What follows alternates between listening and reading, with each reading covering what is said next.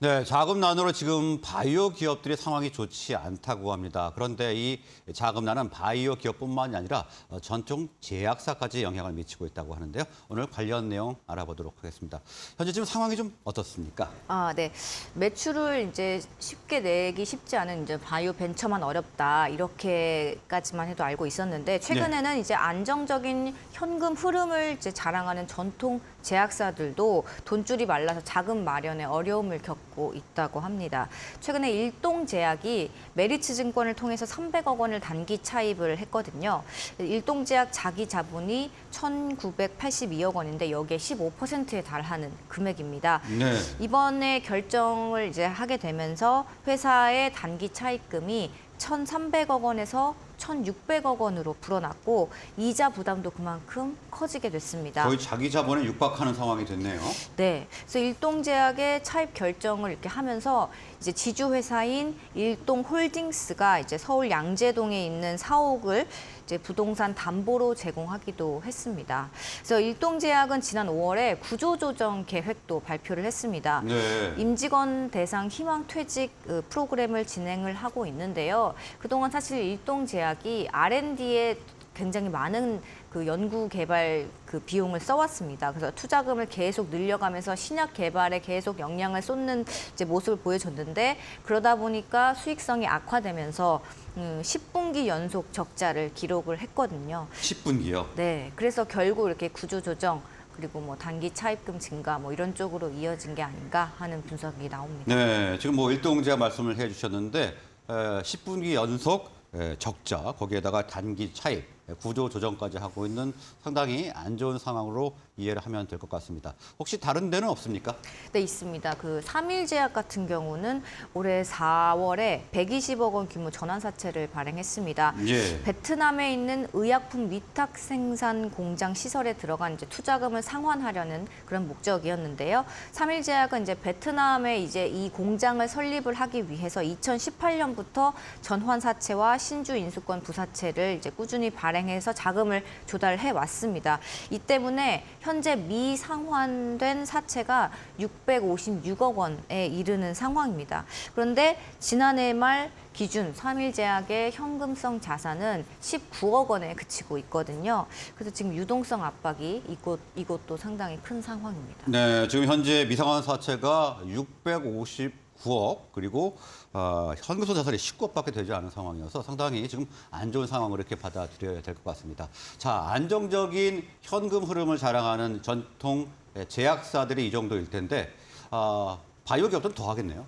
네, 그렇습니다. 예. 그 바이오 벤처 기업 자금난 역시 이제 지속되고 있습니다.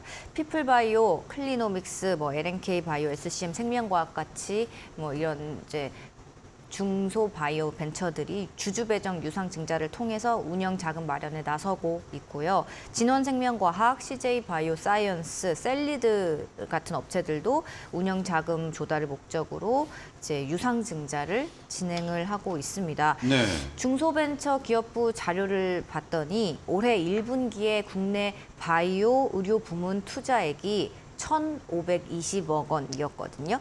그럼 지난해 같은 기간에 4,051억 원에서 62%나 감소한 겁니다. 예. 그래서 분기 말고 한 해로도 봤더니 2021년에는 1조 6,700억 원 정도였는데 2022년에 1조 1,000억 원대로 줄었고 이렇게 투자액이 계속 분기마다 해마다 줄어들고 있는 모습입니다. 올해 상반기 상장한 5개 바이오 벤처 기업의 평균 공모액이 149억 원이었는데요. 2021년 상반기에는 2,569억 원이었거든요. 그러니까 20분의 1이 된 겁니다. 그래서 네. 5천억 원 가치를 인정받아서 상장했던 기업이 지금은 1,000억 원 정도의 가치밖에 인정받지 못하고 있다. 이렇게 해석을 할 수 있겠습니다. 네, 지금 바이오 벤처 시장이 굉장히 좋지 않기 때문에 지금 유상증자를 진행하는 상황도 이렇게 녹록치는 않을 것 같습니다. 자, 그렇다면 이렇게 안 좋은 배경은 어떤 것들이 있을까요? 네, 아무래도 이제 투자 걸림돌은 어떤 기술이 이제 좀 부족하다, 뭐 기술 수준의 문제가 아니라 네. 장기간 불확실성에 있다 이런 분석이 좀 지배적입니다. 바이오벤처 투자사를 대상으로 설문조사를 했더니 투자할 때 85% 정도가 투자를 꺼리는 이유로 투자 회수 시기 불확실성을 꼽았다고 합니다. 네. 그러니까 시장의 불확실성이라고 답한 비율도 57% 절반 이상이 됐습니다. 또 여기에는 바이오에 대한 불신도 좀 깔려 있습니다.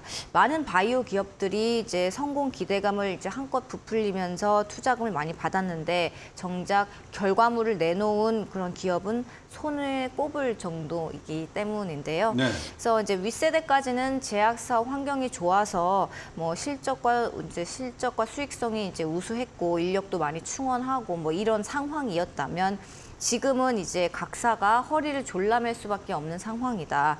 이제 이런 말들이 좀 많이 나오고 있습니다. 그러니까 본격적인 저성장 국면에 진입한 거 아닌가 이런 우려가 나오고 있습니다. 네, 뭐 투자 회수 시기의 불확실성, 그다음에 시장의 불확실성이 가장 큰 원인이다 이렇게 분석을 해주셨는데, 자 일단 기업들의 현명한 대처가 필요해 보이는 상황인 것 같습니다.